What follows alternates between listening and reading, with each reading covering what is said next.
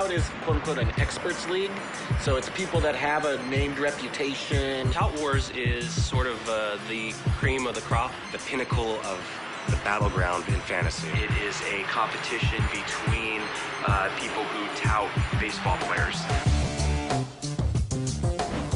All the people in this room work for services that promote fantasy information. We're touting our information. It was actually devised by Ron Chandler, I think in 1998. Ostensibly, I think he figured the best writers and analysts would be the best players as well.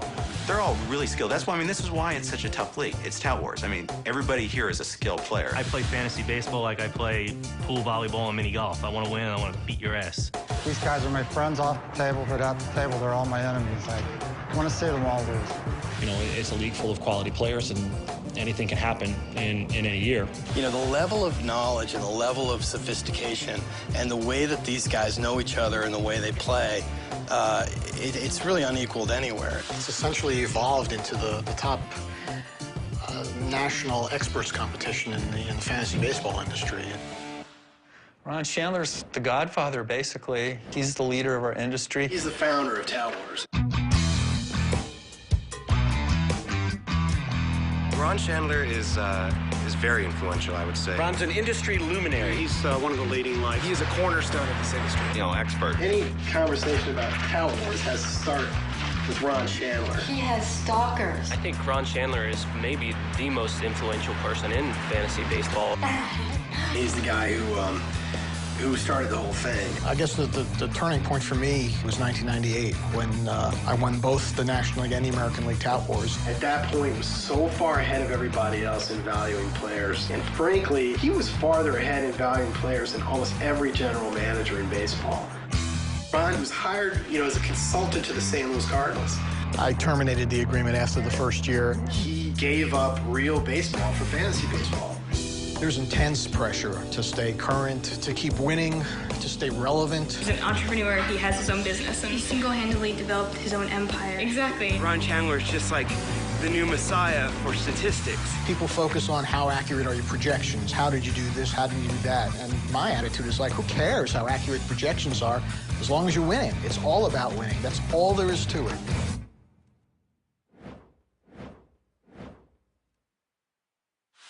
In 2004, I wrote Fantasyland, which was my sort of exploration of fantasy baseball.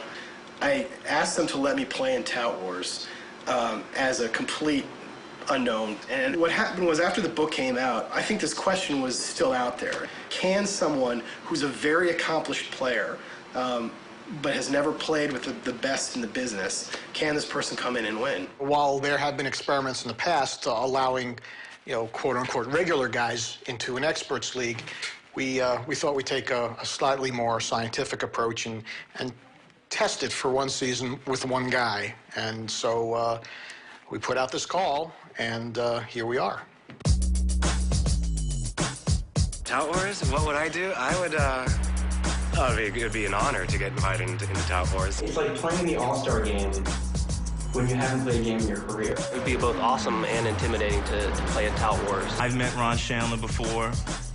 He actually criticized me publicly on an open forum once about he monitored our draft, and I ended up winning, and would love to shove it in his face if I got a chance to play against him.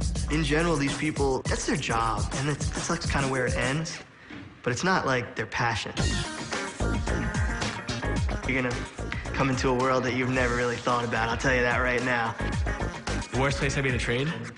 My mother-in-law's Shiva. My girlfriend's grandmother's funeral, and you know, the eulogy was going on, and there I was, you know, in a bathroom stall trying to work out a trade. I've made transactions while driving in the car. I don't do that anymore since I got into my accident. There were a lot of instances where I should have been doing other things, where I was over on the side of the road, on my laptop, on a cell phone, where maybe I took the long way to get certain places, and I should have gotten there faster. I was not a very productive cop. I mentioned to my therapist that during the first week of October that I was getting depressed, and that it really happens every year. She asked what had changed, and I said that my rotisserie league just ended. My baseball fantasy team name is My Girl Hates This. I mean, we're not the typical geeks, you know what I mean? It's not like we're sitting on, like, we're not the computer guys who went to MIT and, like, you know, couldn't get a girl. It's just baseball-obsessed 16-year-old kids who are now 35 and still love baseball. Finally, at the end, one guy was picked, and that was Jed Latkin. My name's Jed Latkin. I currently work for a mutual fund in New York, but I spend an inordinate amount of my time on fantasy baseball. All my team names everywhere I play are always the Jedi Knights. We used to call him the Jedi because he had this kind of like mind thing where he'd get inside your head and he'd tell you to do something. Given that my first name is Jed and I'm a big Star Wars fan, it seemed pretty obvious to do that. Jed's the perfect person to test this theory. Questions that was phrased was, you know, how does fantasy baseball work with your life and work? You know, I'm sort of more like, how does, you know, life and work fit with my fantasy baseball? You know, I'd never seen a level of obsessiveness like this. I know when the first Bill James book comes out, that's the stats, comes out the end of November. You know, Ron Chandler's fantasy book comes out in December. So I know all those dates. Probably get around 2 or 3 hours of sleep a night during the season. The reason why I win is I'm willing to go that extra distance. I'm willing to talk about a guy's kids.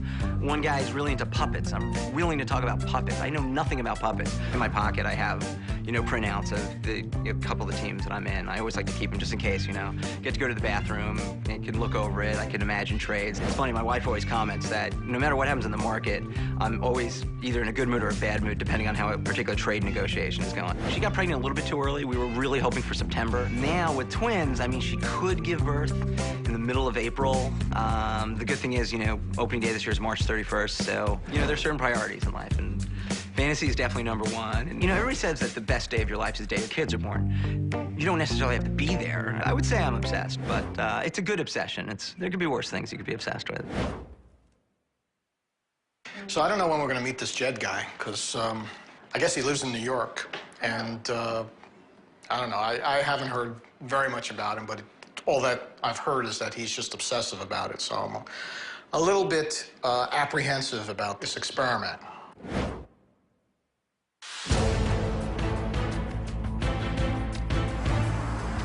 He has no idea what he's up against. As soon as the bell rings and it starts, you got to be ready. This is not easy. It's fun, but it's hard fun. Well, I think we'll have a little fun with Jed because he hasn't been in the league before. He's kind of a quote of an outsider. I hope he kick his ass. I hope we teach him a lesson. Stay out of this league. I think I'll have his hands full for a little bit anyway. In his mind, this is like going to the Super Bowl, like being in the Tout Wars. You don't know how good you really are until you go up against the best, and these guys are the best. There are no prizes. It's just bragging rights for the most part. There's no prize. There's nothing. Given that we all have businesses that we run in this industry, it's a great opportunity to brag. There's a ton of pride at stake, and these guys don't like to talk about it. But, you know, I don't want to be the guy who gets beat by Jed. You know, I think you can take how I would feel and multiply it by 20 when you consider someone like Ron, you know, who's the dean of this business. Second place is first loser, so everybody's shooting for first place. It is me against them, and while nobody wants to finish last, they certainly don't want to finish behind me. It's the Rocky Balboa of fantasy baseball. It's not going to be fun. It's going to be messy if he beats people, and if he wins, I mean, I don't know. I mean, would they disband Tout Wars? I don't know. It's all very nerdy and very losery, but, you know, even in the nerd kingdom, there's still a king of the nerds.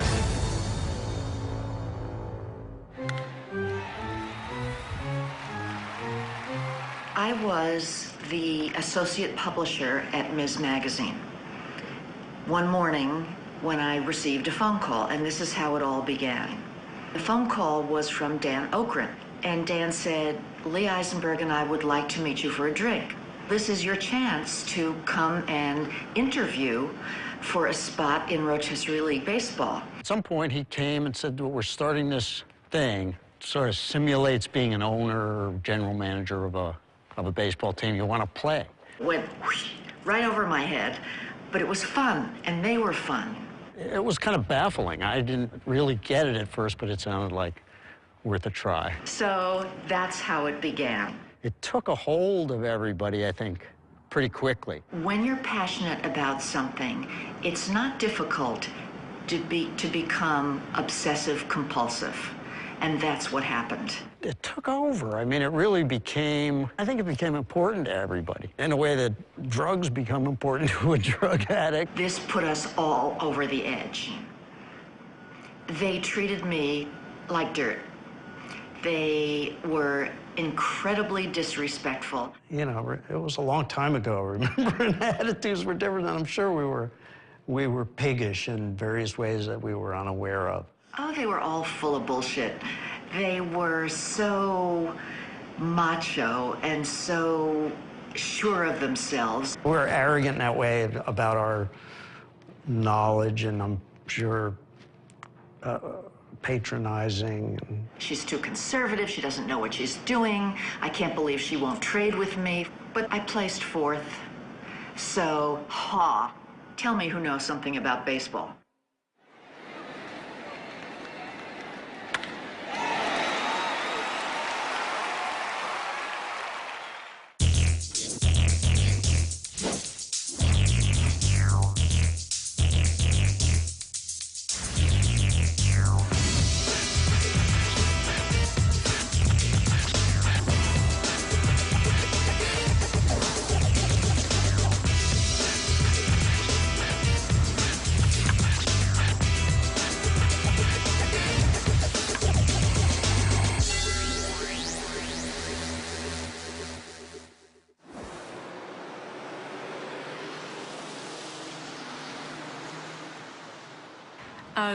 The babies, yes, I am, God willing, expecting twins in another couple of weeks. They say 4 to 6 weeks, maybe a little sooner. I didn't actually think that, you know, he was going to get selected for this movie and it was really going to happen. So when he told me about it, I was like, yeah, sure, why not? And now it's happening, and it's a little too late to say no, but I'm sure it'll be fine as long as he's around for some of it.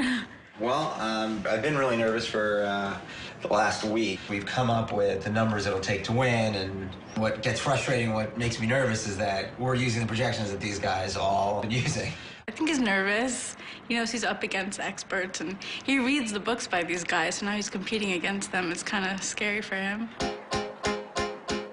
I know he's a money manager, and in my experience, people who are bean counters are usually very good at fantasy ball. My job is to find undervalued assets.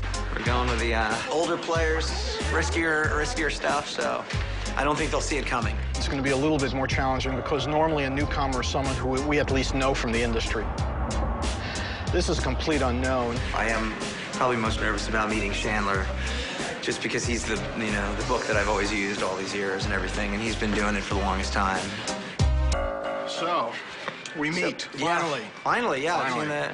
I've been reading your stuff for a long time. Here's the problem, is the guy I've been talking to a lot, and a lot of the strategies he keeps on suggesting are all your strategies. We'll see what happens. I mean, you're welcome to use any of the strategies. I mean, they all are going to use my strategies. If you don't, you'll be the only one. Now, what is your strategy for the year? Do you have any special surprises for people? Not to finish in last place.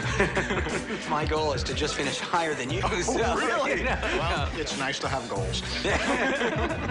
Like a newcomer in any league, there's a certain dynamic to the draft, and coming in completely cold to that offers up certain challenges. You're going to go with a 3-team only strategy and only pick players from those 3 teams. The problem is 2 of those teams are projected to be 2 of the worst teams in the league. So you're going to be Jed. I would Zen be Master. Lar. Yeah. Zen Master. Exactly. Actually, Jesus is Zen Master. That's kind of well, those are the opposites, you know. So well, no, actually, Jesus and Buddha had the same message. It's just people misinterpret them. The advantage we have is he's never drafted against us before, so he doesn't know what to expect. When you got ready for this, what was the main thing that you did to... Nothing. You're right. Nothing. How much time do you spend on the league during the year? On tout? Yeah. You know, every day. The Tout Wars guys are good, and they write about it, but, you know, sometimes I agree with them, sometimes I don't. Just want to, you know, make sure I don't, you know, just finish above you, basically. You know, so I'm pretty confident that I could, you know, win it, you know. I know my stuff.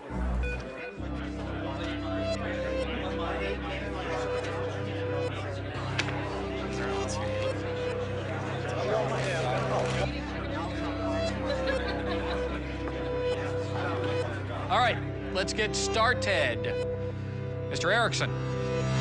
Opening bid. J.J. Putz for $19. A-Rod at 38. Carl Crawford for 20. Shin-Min Wong, $5. Joaquin Soria for $1. Johnny Damon for $5. How many players has he got? Just one. Jed, your throw. I'm going to put up Mariano Rivera for $10. 24. 25. Sold. Mariano Rivera to Jed Latkin. The pace is still it's a little bit faster than most of the drafts I'm used to, but I'm keeping up. He's doing good. I think he's a little nervous getting accustomed to, these guys and how they bid and stuff, but he's doing well, I think. Placido Polanco, $5. 6. 7. 7 over here. 8 there. 14. Sold to Chandler. Doesn't seem as aggressive maybe in the bidding as some of the other guys, and I guess that's just, it takes a little time to get into the flow and the pacing. We're going to do V-Mark for $10. 21. 22. 23. Sold. He seems to be holding his own. He's doing just fine. I mean, I don't know if he's nervous or not, but he's not showing it. We're going to go with Justin Verlander. I've heard of him. Of my Tigers. 15. 20. 21. 26. 7. 29. And sold. Jed Latkin acquires John Lackey, Marcus 10, Garrett Anderson. Sheffield at 17. Mariano Rivera, Justin Verlander. Good luck, everybody. Have a good season. On my numbers, on the projections that I have, my team should finish first. However, in reality, the offense is terrible. I mean, it is really, really bad. I didn't realize how much people really want to hold their teams. Like, most of these guys are saying they want to hold for at least a month before they start making moves. But I'll start making some calls and pounding the pavement, so if it involves me going to their houses and, getting in front of them. I mean, the key is, to be able to talk to them, and that's what I want to do. So how did the draft go? It was good. It went off well, and I'm not terribly thrilled with my team, but, it's... What's Jed like? I mean, he seemed nice enough. I saw the audition tape, and I was kind of put off by it, but, he seemed okay. He's, it's really hard to tell. It's a short meeting. It's difficult circumstances. You're really not having quality time to really get to know somebody. But it's early, so we'll see how it goes. One year I decided to play fantasy baseball, and I thought it would be kind of fun. I think I have enough time to do this, being a starting pitcher. I'm playing, basically once every 5 days, and Jeff Kent was just tearing it up early in the season. Well, he wasn't on my fantasy team, so we went into Shea Stadium when we played the Mets, and Ramon Martinez, I'll never forget this, was pitching that day. I walked down out to left field, and I saw Ramon and Perry, and I said, look, Brett Saberhagen just told me that, if you just drill Jeff Kent his first at bat, he'll be mush the rest of the series. And, of course, Saberhagen didn't tell me that, but that's what I said. So sure enough, I don't think much of it. I just go back down and sit down on the bench, and, next thing, Jeff Kent comes up. And Ramon planted one right in his ribs. Jeff Kent goes, he goes down to one knee. You could tell it got him good, and they kind of walked him off. He was out of the game. And I'm sitting on the bench thinking to myself, what in the world are you doing right now? Are you kidding me? Right when that game was over, I quit playing fantasy baseball for good. I had about, like 3 weeks of it or whatever it was, and I said, that's it, I'm done with it. So, Jeff, I apologize for it, and I've talked to him since then a few times. He's a great guy. I played golf with him, the whole thing, but, that was my bad. A couple of years ago, I did about a 1.5 year study of fantasy sports and the people who play it, are engaged in it, and what it means to them. One of the things that surprised me right at the very beginning was that people who are real fantasy baseball players, they're involved with the game year-round, and it takes a certain rhythm that affects their entire year. God knows how these players wore wool jerseys back in the time, but, I figure I have to represent the squad. Just getting ready for the first trip out to meet my top players right now, so I'm just getting all my stuff together. I have to make sure I know everybody. It's very important to print out pictures of these guys so I know who they are when I see them. You go to the Tigers, and they are key for me because I've got Verlander, who he is one of the early favorites for the Cy Young, him and Sabathia. I really need him to have a very good year. He was my most expensive guy. Well, Verlander's fairly recognizable, so I think I'm going to know him. The other guys I have are Gary Sheffield, who obviously is also key.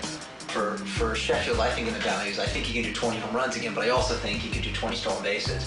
And then the last guy I have on the Tigers, who's my, like secret weapon sort of guy, and that's Marcus Thames, who nobody bid on except for me. But Thames, I think, is the kind of guy who he's an all-or-nothing guy, and so I'll get to meet him. It's a job to play fantasy sports. It takes work. Every single variable affects success in fantasy sports. Knowledge is, in this game, tremendous power. If you want to win, you've got to be willing to do whatever it takes. And I'm going to go down there. I'm going to meet these guys. I'm going to get a sense of what's going on. And I'm not only going to meet my players. I'm going to find out from the coaches who are going to tell me, well, this guy looks particularly good. Well, if that guy's on Rick's team, then, maybe I go after that guy. One of the subtexts is that if I'm better at fantasy sports than you are, then I'm a little smarter than you are. And these are guys that have defined their masculinity, their manhood, their self-worth in terms of being a little smarter than the other guy. Ron I want to beat because he's the guy I've been reading his book the longest. His book is the oldest one out there, and I think that would give me a sense of satisfaction to be able to beat him. Well, at the end of the day, I'm not happy if I don't win, so I'm not in this to just do a good showing and to have a good time. I'm in this to win. You're not going to win a rotisserie league if you just look at the guys once a week. And I know Ron had told me that at the draft, you learn and maybe take it a little bit slow. I'm going to go after these guys right away. I'm going to send the trade proposals right away, and I'm not going to back off. Get everything all together so I can get up 3 in the morning and get everything set for the big trip tomorrow.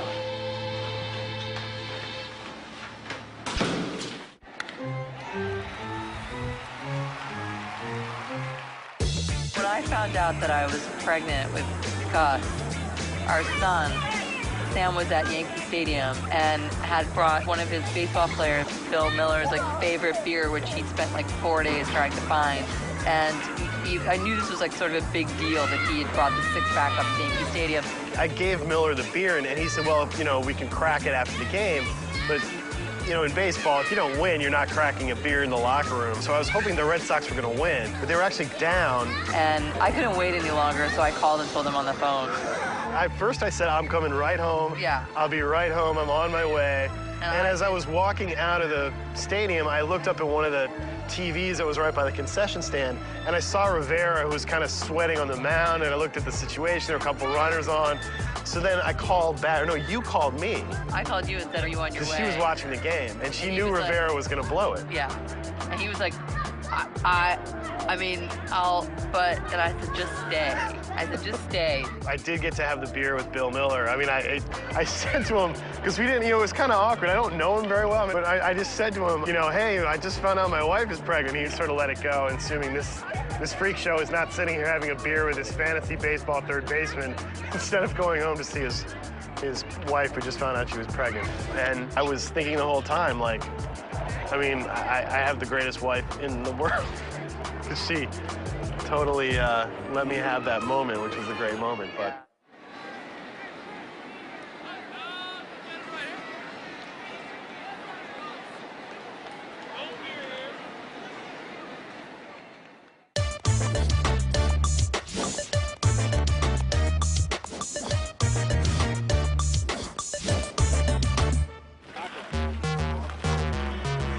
Hopefully, going down here, talking to these guys, seeing them right before they break camp will give me that added edge.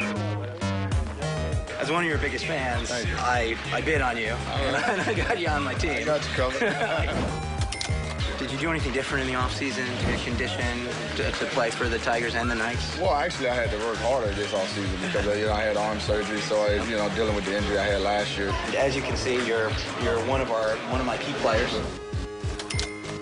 The cornerstone of my outfield is you. I think you made a good choice. You did? Okay. Yeah. Okay, well, know that you're a member of the Knights now, and we're a family. I don't know if you had any thoughts on any of the rest of the guys. This is the squad we're going to go to war with. He's assembled a pretty good team, I think. Yeah. Yeah. It is much better than mine.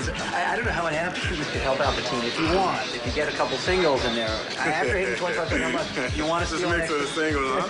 Can you do 30-30 this year, you think? Well, that's a possibility. I mean, I was on the right track last year. You were? I wound up getting hurt. You know, I told guys that's what I was shooting for. Okay. You know, and because they always calling me old, so I said I'm going to do something I've never done. I made little Yodas with all your names on them. What about like a black Yoda?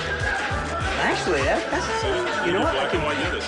Yeah, you know, that's a good idea. Exactly. That is a good idea. We love having you on the team. Thanks a lot, Gary. Take care, brother. All right, good luck. Thank you. Okay. But I like the black Yoda idea. That's a good idea. I know, it's kind of racist, but it's cool.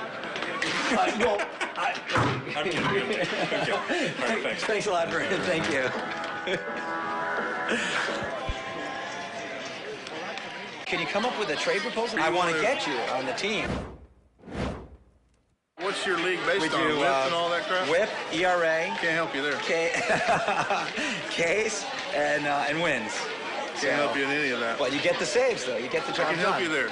God, you're getting crushed. Is Sammy Sosa even signed? No. Do you have any? No. Do you have any idea what you're doing when you did you throw darts? No, well, I decided that these are my reserves. I took Barry Bonds, too, just in case somebody in the American League signs him. It was a bad choice, I know. We haven't been able to get to talk to Justin Verlander. Just one minute. I got to do something with this guy real quick. Well, after the Don, can I get you for 1 minute? Thanks. I've been waiting around all day long to talk to him. Good luck this year. Thank you.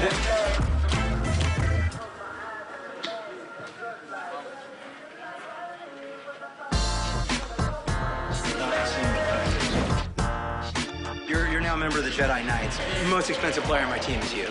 So does that make you nervous, or you know?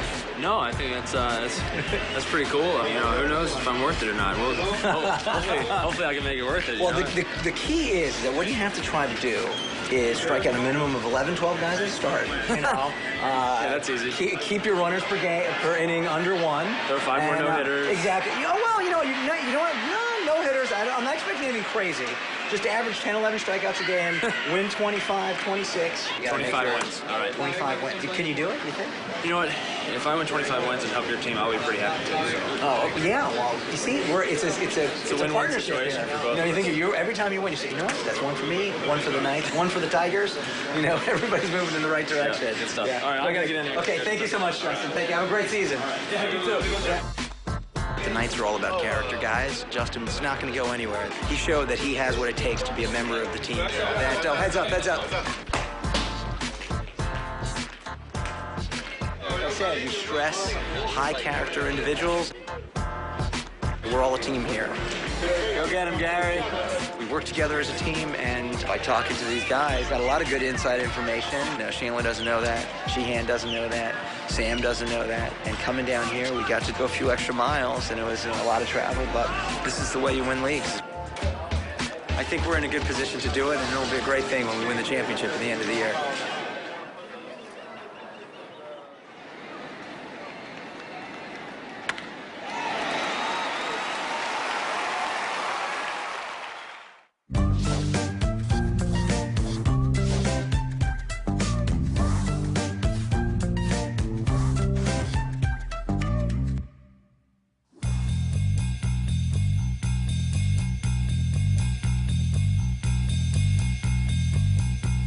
Matt, how are you? It's Jed. I'm willing to make a deal. You're not looking to make any trades at all? I mean, it's a giveaway, man. I understand Ichiro's age, but the flying Hawaiian is a great fielder. I can see that Jed is playing this the way someone on Wall Street plays, which is if you're in a position of weakness, you trade your way to a position of strength. He was always trading. And always getting the better of the other kids. I used to get in a lot of trouble because every day I'd come home and my mom would get a phone call from one of the parents saying, you know, my son is starving, and he came home with a bunch of little plastic dinosaurs. Parents would complain that this one little boy was fleecing their kids. You know what? My grandfather taught me 2 Latin words as a very little kid, caveat emptor, and that's the way it works. As usual, it's always great doing business with you. Okay, bye.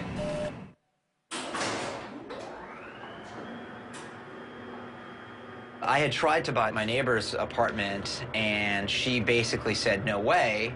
So I figured there's always something better. She likes the building, she likes the area, and those were arguments. She wanted to move out of here. So I got the idea, once this apartment became available, you know, jumped right on it, put in a bid, and then I suggested to her, what if I get this apartment? Can we trade? I was probably a little bit blinded. I mean, look at this place. It's a disaster.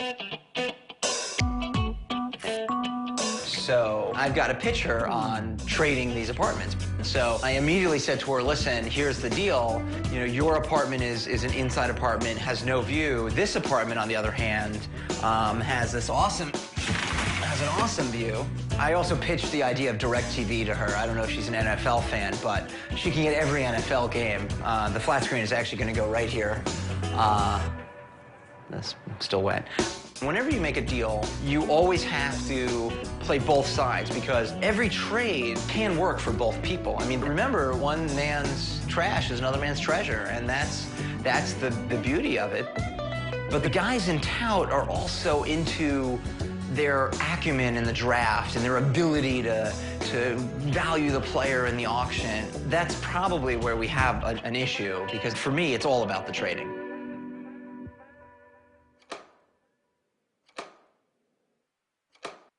He started talking trade almost immediately, which I usually will never make a trade for a month into the season. I'm sure it's extremely difficult in some ways because he's the new kid on the block. There's no question. Yeah, I mean, here we are in the middle of April, and last week he tried to trade me B.J. Ryan for Joe Borowski. But the thing is, you know, we draft these players because we think they fit within the overall scheme of our team. And to start playing with this barely 2 weeks into the season, why are we even going to draft day? You know, we might as well just, you know, throw players in the hat and pick them up. It's this constant barrage. And I mean, he's hilarious because, I mean, I know he's doing a million things. It's in the middle of trading day. I know he's got a million things going on. He's got 6 lines lit up. He's like toggling between lines, like typing a memo, like selling shares of like AT&T. I would never presume that I just walk all over him. Again, use myself as an example because I was considered kind of off the wall when I was new, and I won. So, ooh, it came out like a souffle. There's no way you can know what you have 2 weeks into the season. So to make a trade offer that early was a little bit annoying, quite honestly. All right, so I said, I'm not trading you shit. Because I'm not. I mean, why would we make a deal with him right now?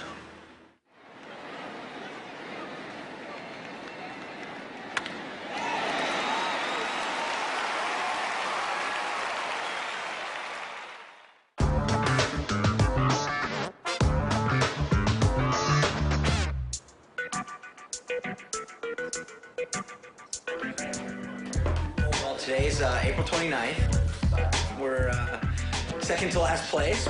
Oh, okay. I should start with, yeah, my kids are being born today. Sorry. You know, I'll be happy when the kids are born and they're healthy, and I'll be not happier per se, but I'll be very pleased if Burnett pitches well tomorrow night and Verlander rebounds on Saturday. I'm all packed except that my bag doesn't fit. Do you need help with it? Well, I don't know that it's gonna fit. Well, you get to carry it. So Yeah, I can carry it. That's fine. Can you please charge the camera battery? That's supposed to be in here before. For what? To take pictures? No, okay, you know what, I don't know where the camera is. Okay, no, here it is. Okay, I got it. I'm gonna try to work out some trades today. I'll be like, well, you know, my kids are being born today, Sam, so trade me Carlos Guillen and Casey Kotchman for Justin Verlander. You know, I mean, my team sucks right now. I need anything. I need intervention from a higher power, and if it's the delivery of my kids to help turn this thing around, you know, whatever, so be it. I need it. I don't think the battery's charged up enough, but whatever. I mean, what pictures are we gonna take? Thank God that his wife is understanding. She must have the patience of a saint. She's amazing. I couldn't have picked out a better woman for my brother.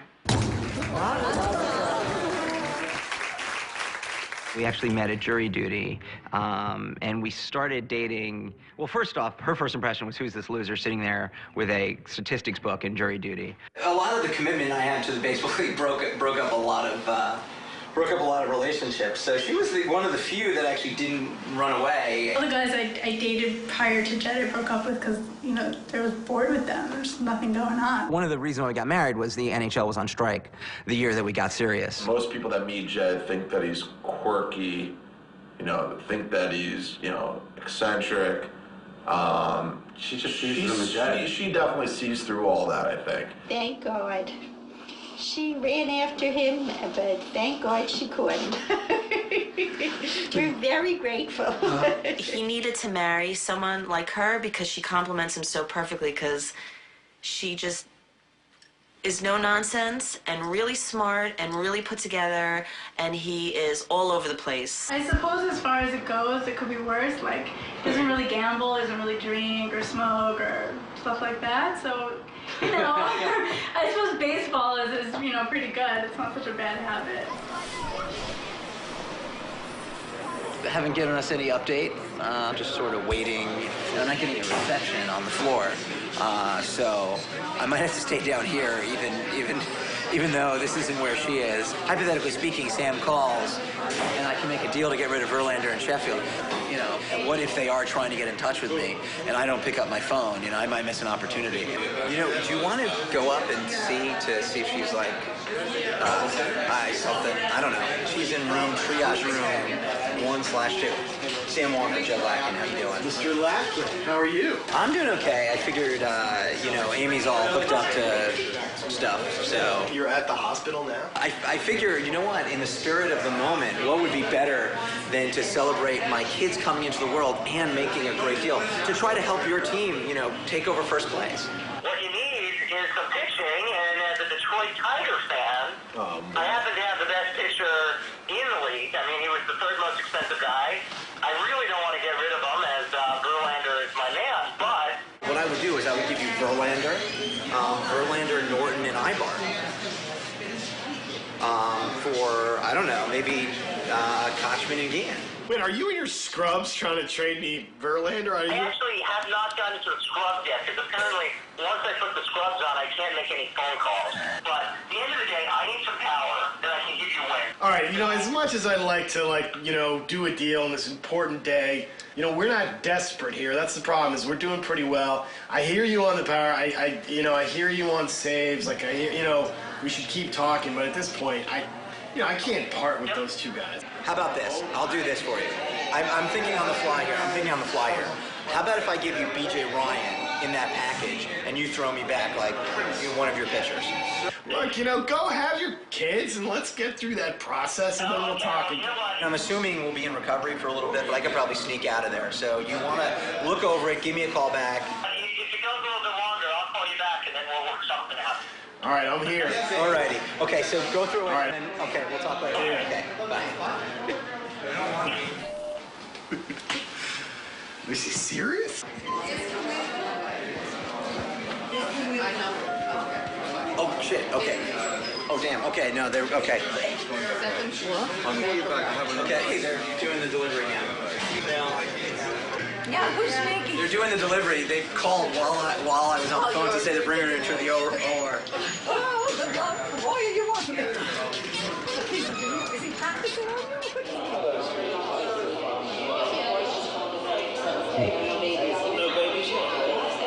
Do you think having twins will affect Jed's fantasy life? If you're asking me, I think it'll have a significant impact. If you ask Jed, life is going to go on just the way it has. With the twins, without the twins, so. He'll just sleep less than 2 hours a night. He doesn't do anything halfway. Whatever he does, he's got to go at 100%. Who is it? Hello?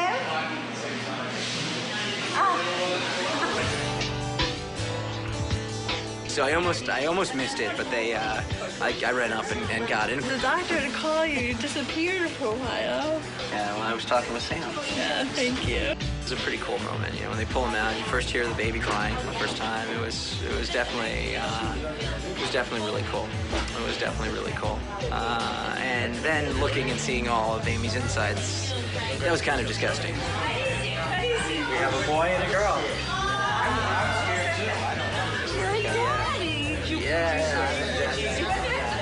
Yeah, you can go up and see that. You know what? Let me just call my brother. Hi, how are you? Yes, they were born. The boy definitely looks like Gerald Ford. That's what I would say. The girl, I'm not so sure. Maybe Eleanor Roosevelt. Well, what? No, they're not. They're not dark. No, they're white. They're both white. No, the hair on the heads. No, the hair on the head is dark. Yeah. I think that this will be perfect for the turnaround of the team. We're definitely going to turn around after this, so it's good. What do you think? And should we trade Carlos Gomez? No? No, I want to get rid of Burnett. Yeah, I want to get rid of Burnett too, but... And Sheffield. Yeah, he's an old man.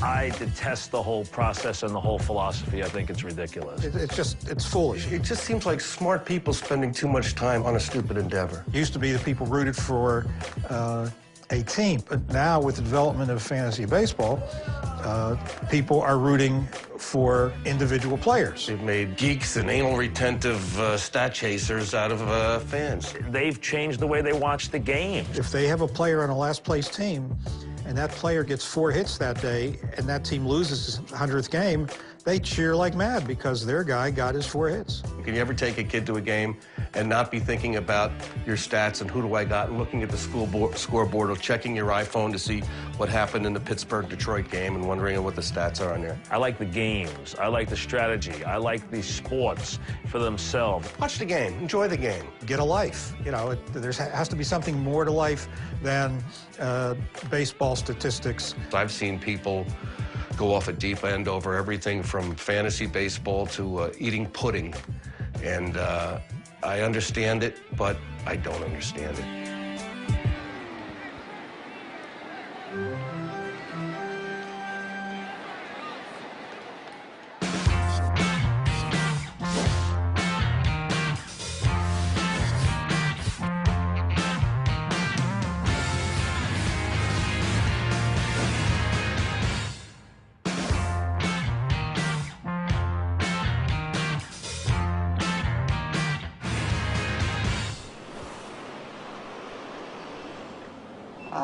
My team's doing fine. The first few weeks were worrisome, but I still think that I have a very good shot to win this thing.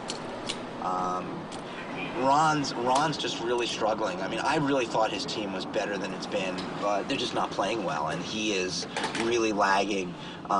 In fact, he sent out an email to that effect, that his team's falling apart, saying, oh my gosh, I gotta make a trade. Every minute that goes by, my team gets worse and worse. However, I have sent Ron 100 emails over the last 3 days since he sent out this email, and I have just gotten bupkis from him in terms of response. I have gotten, oh, I'm thinking, oh, I'm looking, oh, I've got my daughter's softball game or something to go to. You know you don't. When you send out an email like that, you've got to be ready to deal. You got to really be ready to make changes. And right now, Ron's team's in last. He needs to make a move. But you know what? I'm sending him 1 million emails. I want him to respond already, and I will do whatever it takes to get something done with this guy.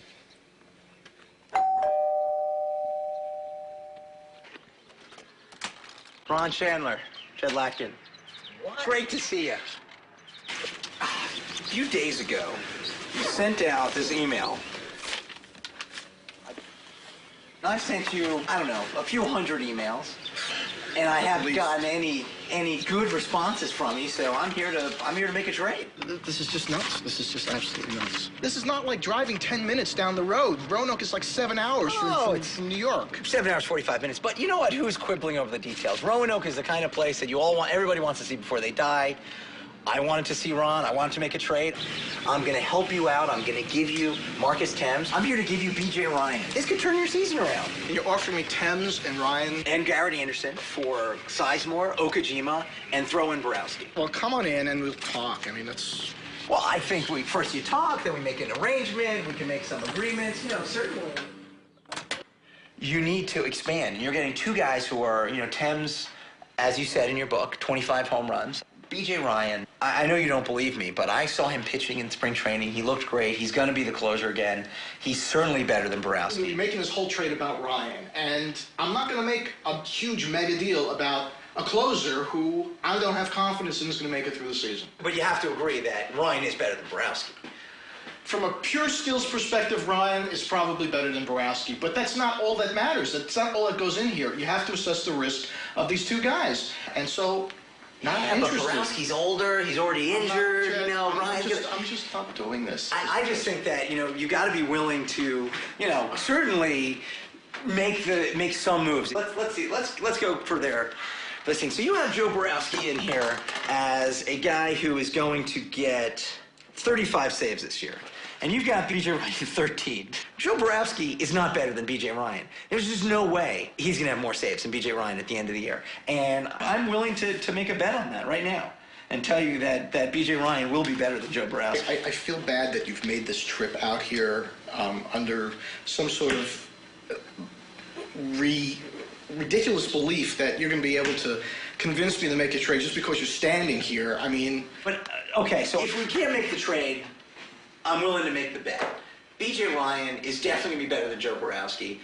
And if I win, you'll pay for my Arizona Fall League convention. I'll come to the convention, and you'll have to wear a shirt that says that I beat you in a bet. If you win, I'll pay to come to the Arizona Fall thing, and I will wear a shirt that says that I lost out to the guy who's going to end up finishing in last place in Tout Wars this year. Sure. Fine. Well, I feel bad that I couldn't get you to make the deal. I mean, maybe you should call in advance next time, and I can prepare for this. I mean, showing up cold, you kind of put me on the defensive here, and Are you sure I can't? With all that I'm offering. Let's just leave it at this side bet. Okay. So at least you can leave and know that you got something. Okay. Okay, that sounds good. Okay. Well, thanks a lot for having me in, and I will see you.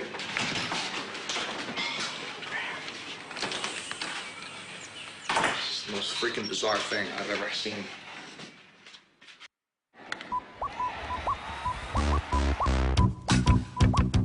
I would consider myself a fantasy sports widow, but I would say my husband's in recovery. It can certainly be an addiction, and it was. I mean, I didn't even have to say it to him. He knew it was. When he first started, it was 1 league, then it became 2, and then slowly it grew to more and more and more leagues. And even when he said he was going to drop one, he would pick up like 3 more. Do you know I can't even hear the word fantasy without an association to sports now? I realized that the other day. I heard somebody talk about fantasy, and I was like, and I go, oh wait, we weren't even talking about that. I like sports, the real sports, with the real men and the real players. He doesn't have any other addictions. I don't think there's room for any other when you're doing fantasy football. I don't. I said to my husband, you married me because I was a sports chick. I mean, that was one piece of it. You love that about me, but this is no fun anymore. It's always the computer and flipping the channels. Mayhem. I'm like, where is the game? I just want to watch my 49ers. I think it's very lonely. I mean, I know people think it's great. You have this community, you're doing these leagues, but you're not having the same experience as anybody else. I'm a wife who's saying, I want to watch the game with you. And now you're losing it because of the fantasy sports. I'm not trying to put an end to it, but I do think that there is something really that's been lost. Have you ever thought about trying to play fantasy sports? You must be kidding. Play fantasy sports? No, I live in the real world. Thank you.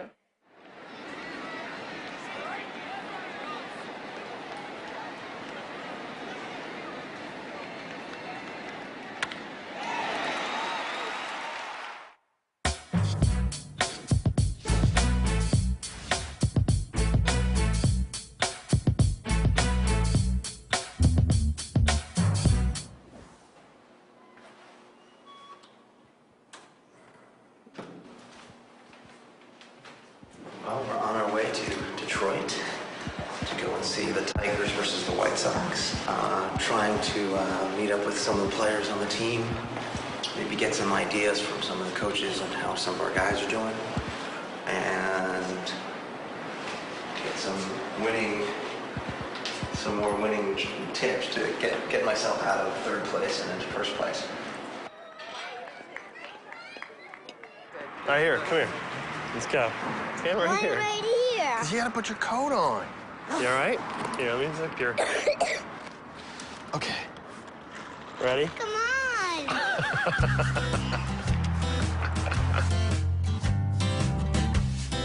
Once Gus was born, it was particularly perplexing to people why he was still playing and why I would allow it. Why did you allow it? Because you like it so much, you know. And I think you get to a point in your life where you're, 2 careers and 2 kids, and take your pleasure where you can,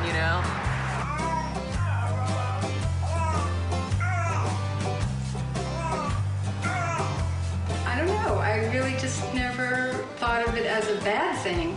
I loved when he started the league, actually, because it was a social thing for all the wives. All the guys would get together at our house, and all the wives would go out shopping all day. Good morning, ladies and gentlemen. Welcome aboard Northwest Airlines Flight 843 with non-stop service to the Twin Cities and Minneapolis and St. Paul. Well, I always say it keeps me home. I mean, it's not like fly fishing in Utah. It's not like, I don't have a nasty golf habit or something, that keeps me out, so. Where's Jed now? He's out in Detroit. He went to Detroit a couple of times because he had players in Detroit. So he flew down to Detroit to meet with players, talk to them about... That's where he is now. That's where he is now.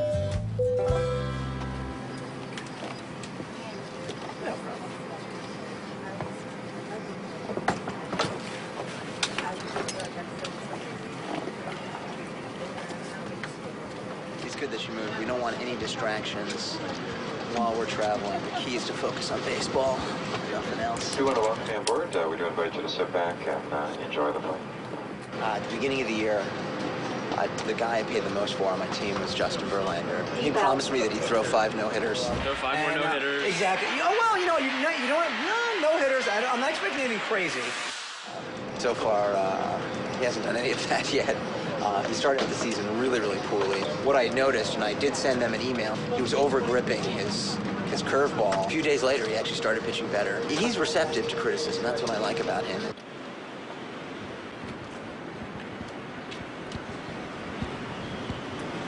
That's the mound where Verlander is going to throw his no-hitter from tonight.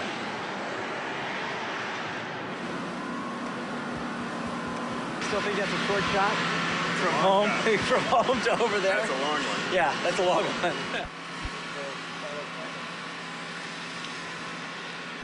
Sorry.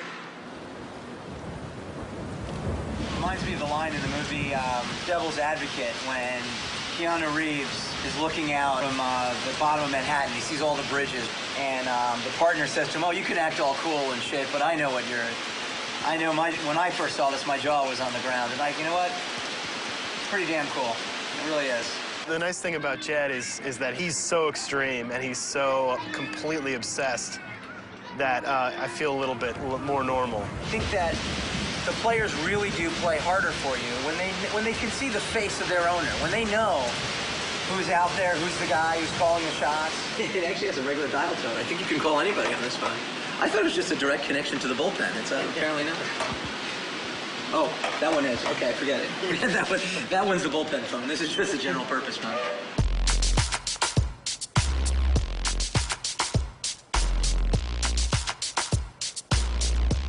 I'm trying to understand. He would fly to Detroit to watch a game, and he'd get there to watch a game because he wants to see the game. Well, he doesn't really care about the. Well, but he wants to see how his players are doing. Sheffield taking some batting practice. Unfortunately, he's looking fairly old these days, which is definitely a concern. That's Marcus Thames, who's one of the savior of the night. And then we have Carlos Quentin. I don't think 95% of the people on the White Sox knew that they even traded for this guy in the offseason. So he has lots of questions for some of the players on how they're playing and giving encouragement. And he made some T-shirts for his team. His team is the Jedi Knight. Oh, I just want to give you something.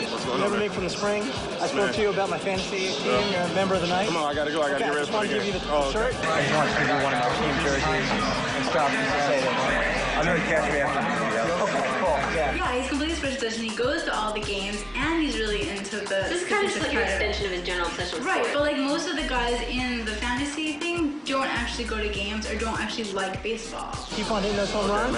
I'm in second place because of you. 30-30. Remember we talked about spring training? You're the reason why I'm in third place. I'll have you in third place. Maybe after. Okay, cool. Thanks a lot, Carlos. It would obviously sound a lot better if I said because of you were in first place, but that's not the case. So, but if not for him, I'd be in last place. So. The night that I realized that it was really more about fantasy than it was about the book was when I came home from work and there was a fire in the building next door to ours, and Sam was still inside because there was a game on. So the fireman basically had to sort of force him to leave the building because I think it was like his pitcher was pitching against his catcher and his batter, and it just was like he had too much at stake for this particular game, so he stayed. Fantasy baseball is a completely different animal when it comes to cheering. Like here, this is the perfect example. It's like I Quinn against Verlander. I mean, who do we cheer for? I mean, the score's now tied. I need Verlander to buckle down at some point in time. That's the problem. And he just walked up silently. When you're cheering for your team, you just cheer for them to win or lose. Doesn't matter how they do it, as long as they, at the end of the game. In fantasy, it's how it happens. When your fantasy guys do well, I mean, it's because you pick those guys and the Mets, my team, obviously I'm big into them, but I have no impact on them. I didn't choose the players that are on that team. Fantasy team, they're my guys, and when my guys succeed, I feel a personal sense of satisfaction because, I did that. That was me. The real question for me is, how's she going to deal with the mood swings of the season? I mean, when if he really cares this much, the down times are going to be really, really down, and the up times are going to be really up.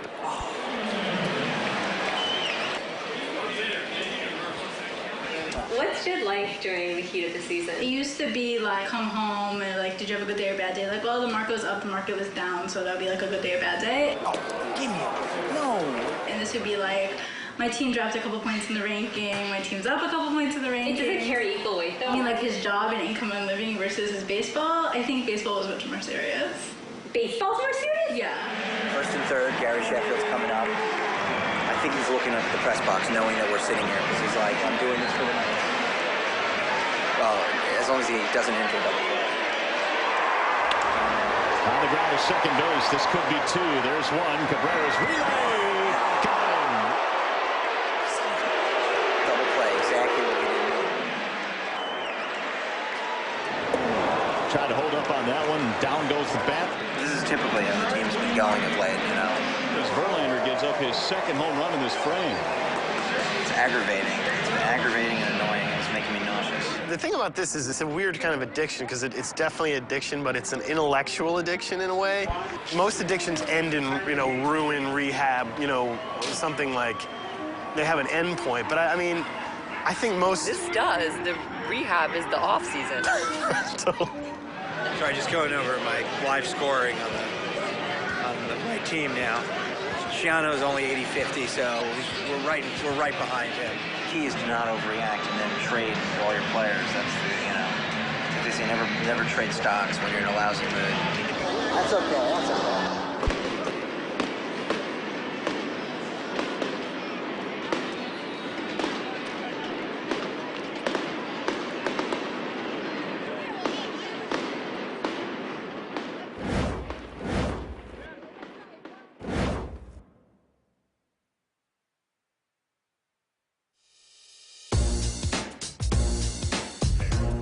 Jock and Sandy, particularly Jock, have dominated the league. They play the game just like any other two owners, except they live in the same house. Whatever doesn't kill us makes us stronger, I think. We've had moments where we have gone at it tooth and nail, but it's a good marriage. I think there's been a couple instances where trades have been made and to the detriment of either Jock or Sandy. And I think there's a little bit of bitterness involved.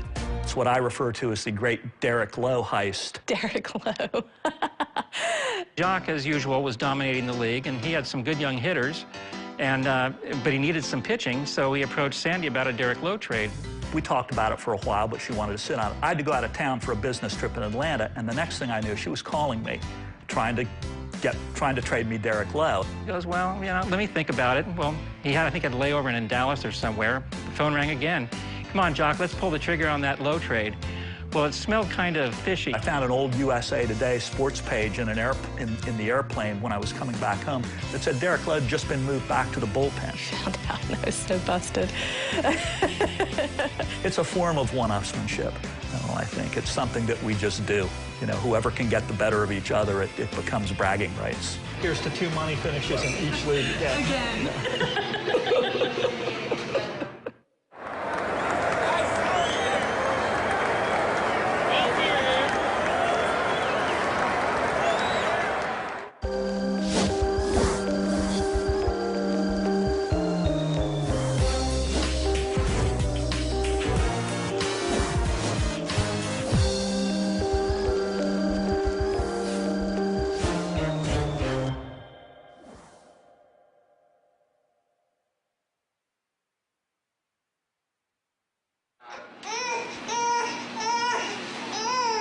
Hey, little dude.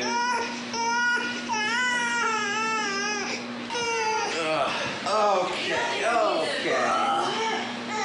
Oh boy. So, you know, last night, Carlos Quentin had a home run and 4 RBIs.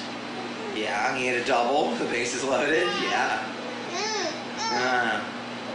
Yeah. Can you take my bag? Okay.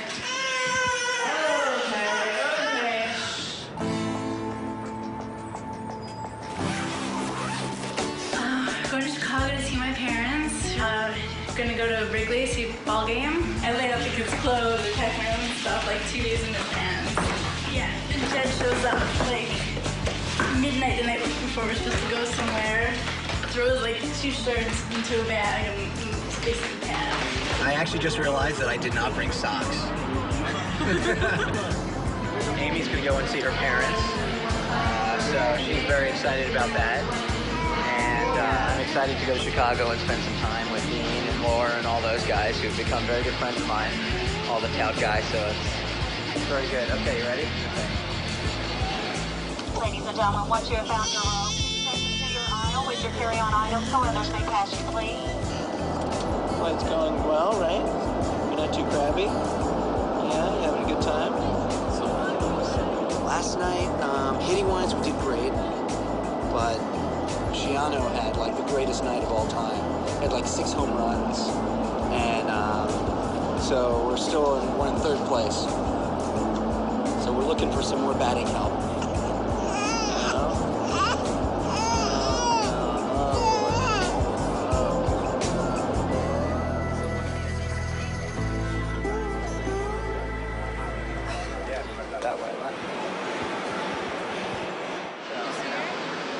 What do you remember about the first time your parents met Jed? That was not a pleasant meeting at all.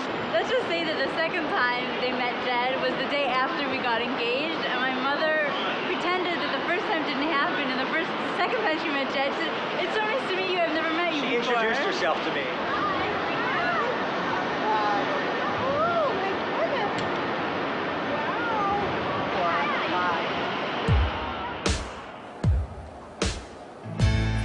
Everyone's different. Everyone has different personality. You know, I live here, they live there. They do what makes them tick, and that's what's important. I remember the day that I met Jed in jury duty, and I was just like really excited about him. I remember like going out with my friend Abby afterwards and talking about him, being like, I met this guy, and you know, really excited about him. He just seemed different than all the other guys that I met. I'll tell you this, if I took over Chandler's team today and was allowed to make trades for him, I could guarantee you I can get him into the top 6, at least by the end of the year. I think he's gonna turn around in the Fantasyland book. He was like towards the bottom, and he like ended towards the top. He did, and so I have faith in this team. We just really go together. Like we make a good team. Like even with the kids, like, you know, I don't think Jed's ever given them a bath and stuff like that, but the laundry, the grocery shopping, the cooking, like he does all that kind of stuff, and like I hate doing that kind of stuff, and I love giving the kids a bath. So it's like together we work it out. So Ron Chandler's like the Leonard Nimoy of the Star Trek convention, because everybody in fantasy knows Chandler. They all go to the Arizona thing, and it's all like all hail Lord of fantasy baseball. Nerds. Yeah, because it's, you know, he's like the Leonard Nimoy. He's the, you know, live long and prosper. We just sort of get each other and it works, and that's, I don't know, it makes me happy. I mean, what else do you need, right?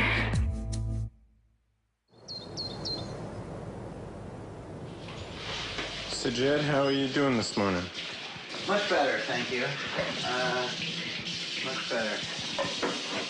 A little under the weather last night. I have a stomach problem. Occasionally, it's actually the same thing that Laura has. We both have Crohn's disease, and occasionally it acts up, and I used to get picked on a lot in camp, you know, but I guess just the way my personality is every time somebody, you know, made fun of me and would say something, it would want to make me do better, more, you know. And, you know, it's funny, that's what I was thinking about when, you know, the schedule I keep, that's really the only thing that ever slows me down is when I get one of those attacks, and thankfully I haven't had too many of them over the last year or so, but once that happens, it sort of really forces you to just lie there and wait for it to pass, which is annoying. That's why I sleep less and do more things. You know, it just makes you appreciate, I think, the times when you're not feeling bad more, but just because you know how bad it can get. You know what it's like to be in the really severe pain, and you know when you don't have it, you want to get in as much as possible. At Wrigley Field now, we're going to the bleachers and we don't even get helmets. What the heck is up with that? I think we better go grab seats if we want to all sit together. I'll tell you now, if I catch a home run hit by a Pittsburgh Pirate guy, I am definitely keeping it. How's your gut? It's much better. It cleared up at around 8:15. All right, a couple of other things that I don't know if you ever tried or discovered. Hot showers. Oh, really? Hot bath. Oh, I never knew that. People can be very empathetic about something. It's not the same as knowing somebody who actually has it. Jed's on medication. That's why I smoke medicinal marijuana, because I discovered it when I was 16, 15, and at the time I was on 20 milligrams of prednisone a day. I was on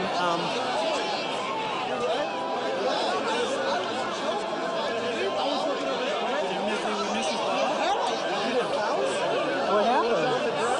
It bounced up? Please sit down for a sec. Don't get off. You okay?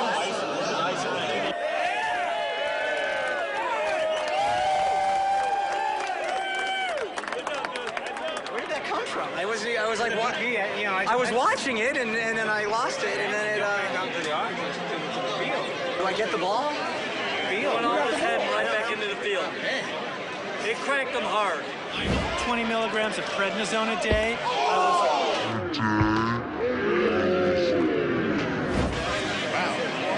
My head hurts. Is there a mark there?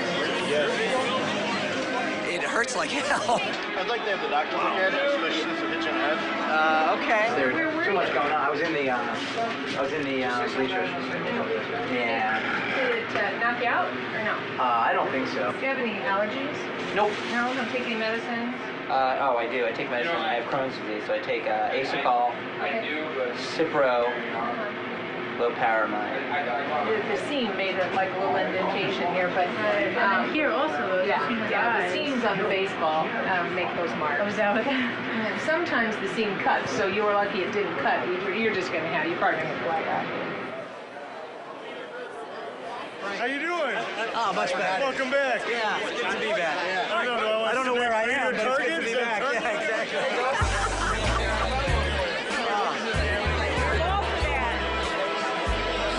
There we go. With Crohn's disease, you gotta live life to its fullest while you can, and it makes you appreciate things a lot more. Griffey and Konerko for Morneau and somebody else. I've got Rodney and Farnsworth and Kobayashi. Yeah, but Rodney and Farnsworth and Kobayashi are terrible. Well, if I'm going to take advantage of you, now's the time. Because you know how bad it can be, you know how much pain you can be in, and so when you feel great, you just got to keep on going. Overall, it was a great day. It was a great day.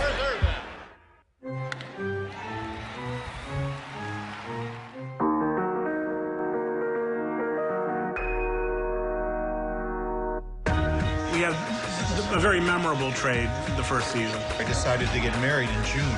So right in the height of baseball season. I'm sitting at the head table, and I noticed David sitting there. I think, I'd like to make a trade today.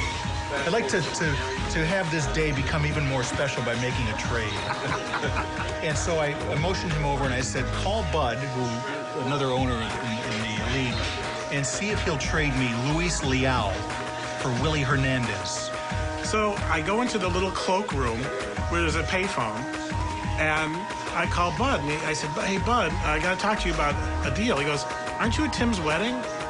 I said, yeah. You want to talk about a deal? I said, well, it's not for me, it's for Tim. Oh, well, what's the deal? And I tell him, and he thinks about it for a few seconds, and he says, tell him it's his wedding present. And I said, okay, and I walked back into the reception, and Tim is like sitting there at the head table looking at me like wide-eyed, and I gave him the upside and say, does one of these, and it's like, okay, you made this deal. The marriage has lasted, believe it or not. The deal was terrible. 25 years. That was 25 years ago. Marriage has been great, but that deal was really a stinker.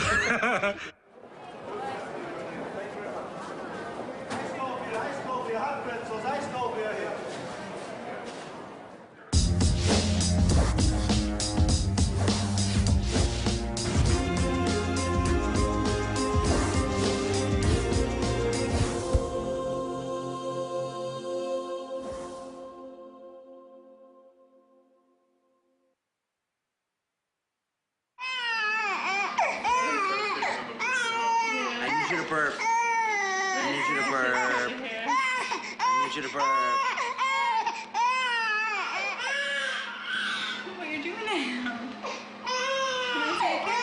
Let's try to move around. Put him against your shoulder. Oh, boy. Here we go. That's good. I got it. Here we go. Hey, what's going on? Hi. Hello. Yeah, I know. It's depressing. Daddy's team stinks. We're down to 7th place. I know. Isn't that unbelievable? But you never know. The goal is now to not finish in 7th. The goal is to finish a little bit higher than that. Come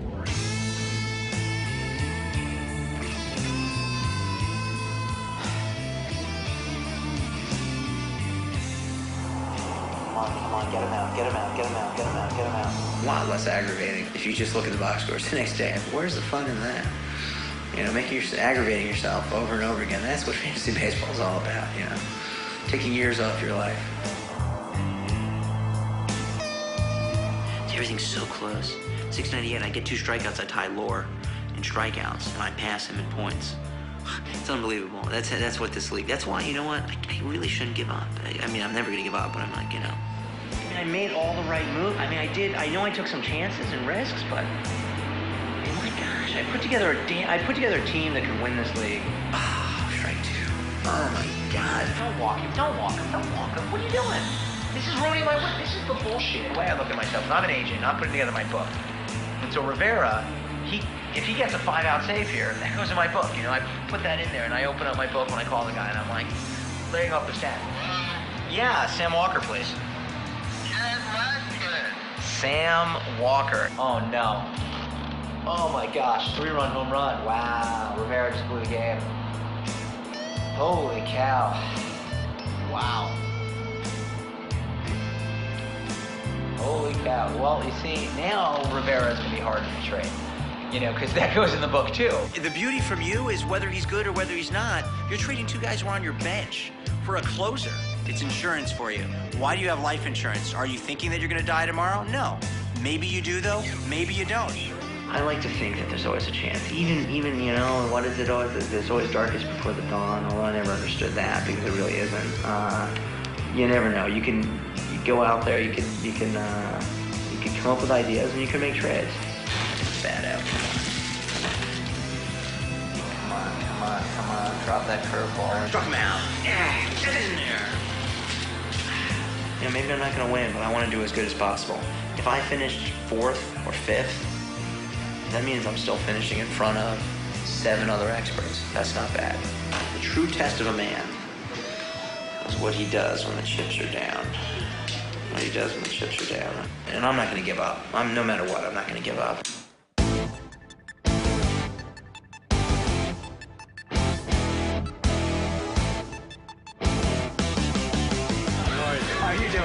to meet you. Nice to meet you. Joey, can I grab you for a minute? I need your help. Okay. How you feeling? I feel good. Yeah. Feel strong. I've held on to you all season long, and there's still a lot of time left. How's the leg doing? This is better. Can I give a pitch to get Tony more playing time? I need stolen bases, man. We're right on the edge. We can win. A lot of pressure. Don't feel the pressure. Man, that's a lot of pressure. I don't want to put the pressure on you, but...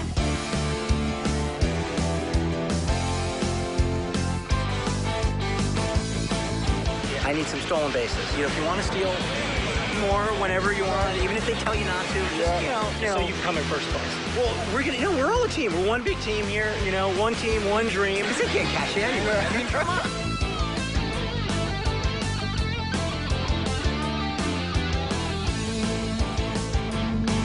You get like maybe 5 to 7 saves the rest of the year. If you're leading by a lot when you play them, you know, just take a third strike or whatever. I have bad news for you, though. Drop me. No, I traded you for Ichiro. It's not bad. Nazib, Mato, Toiru, Shinai, no Deska. Why aren't you stealing more bases? Is there a chance that you would move Aviles to second to have Tony play more? Or? I'm not going to discuss my lineups day in, day out. Okay, great. Thanks a lot. Thank you.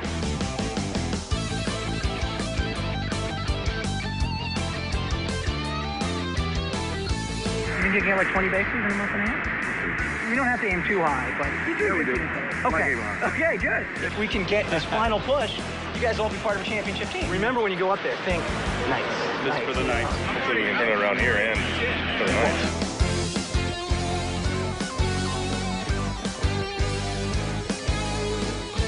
It's good to see you again. Yeah, you too. Listen, keep up the good work. See what I can do for you. We're going to shock the world. It's like Muhammad Ali. We're going to shock the world. Get the save, strike 3. Well, maybe the fantasy world.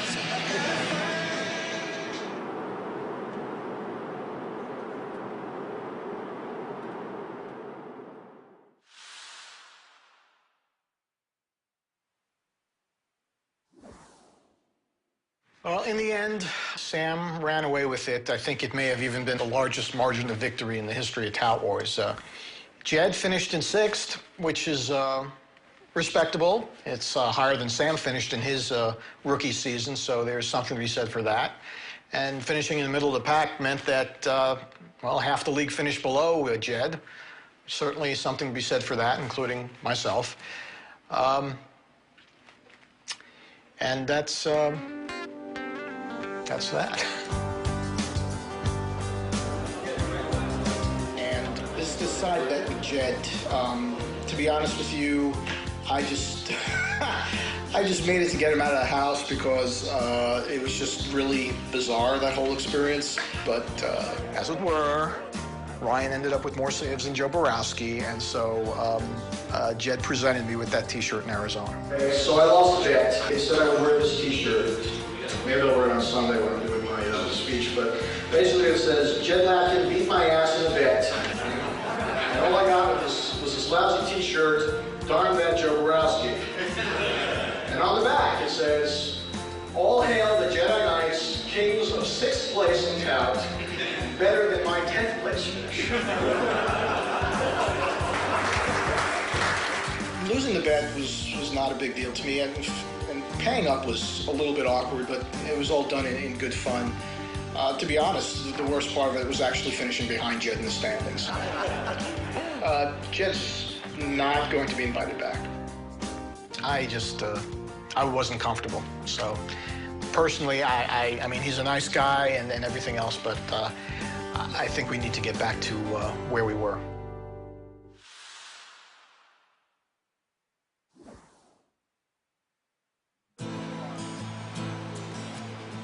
It changed the dynamics in the league last year a little bit.